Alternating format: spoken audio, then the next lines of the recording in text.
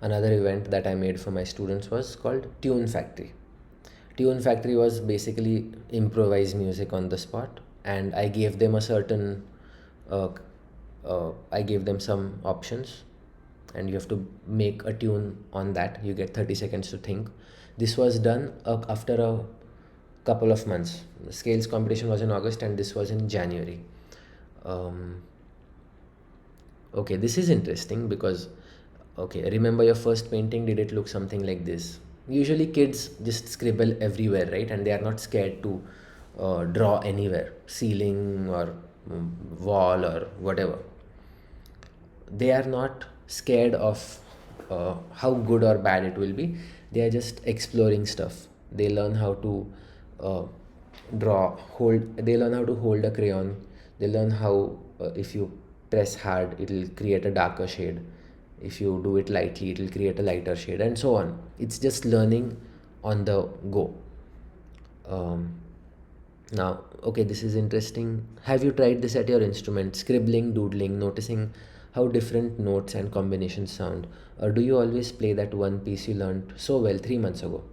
At this point, I was trying to, teach my students how to improvise as well, because this was an alien idea for them. Usually in piano lessons, not regularly do you teach them how to improvise unless it's a jazz lesson. So, your first painting might not be hung in museums, or you might not even remember it, but it was a very important piece of work. You learned all those things that I spoke about, right?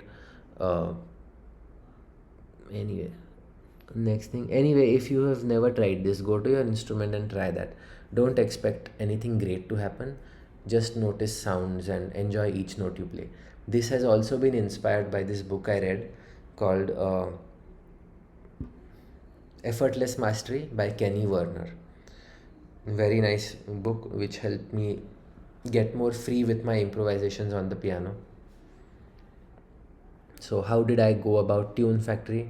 Since I started learning jazz music, I've been improvising a lot. I wanted my students to try it out, hence, this event. And students were categorized again into groups, same groups as last time.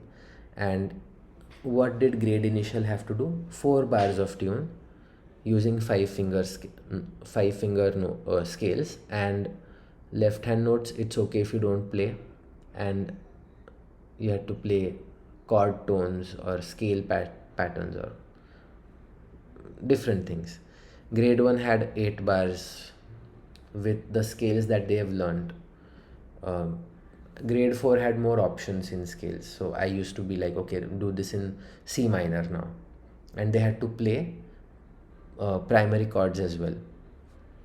So different things. I had actually sent them a lot of tutorial videos as well. Uh, Yeah, so initially when I told them to improvise, and I was like, no wrong answers, play anything you want. So it was very new for them.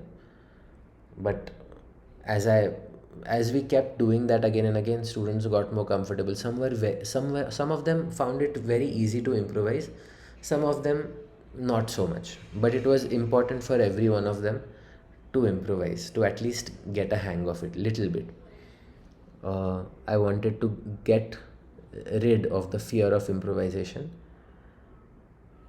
I had to improvise them quite a lot. I had to encourage them quite a lot. I had to tell them, okay, this doesn't sound good. We have to give ourselves constructive criticism, etc., etc. This was not a competition, so there were no points this time. I like this about this competition. Just a couple of students coming together and making melodies. Each one had to make 4 tunes, and I called out the parameters. Play a tune in G using broken chords. Give me a sad tune in the key of D. Play something for me in the key of A, notes from the scale. Imagine I'm making a movie and you're my music composer. We need to come up with a tune for a scene where this boys' team wins the football tournament and all that. So I got creative with that. How maths has word problems, I made it like that. We made over 100 tunes that day, although I do not know if my students improvise regularly. Once in a while, a student sends me a recording okay, how is it, etc. And it brings a smile to my face. Okay, cute. But after this, I did follow it up with my students who were giving exams. Around 20 of them did send up their compositions for exams, and it always has given me good results. So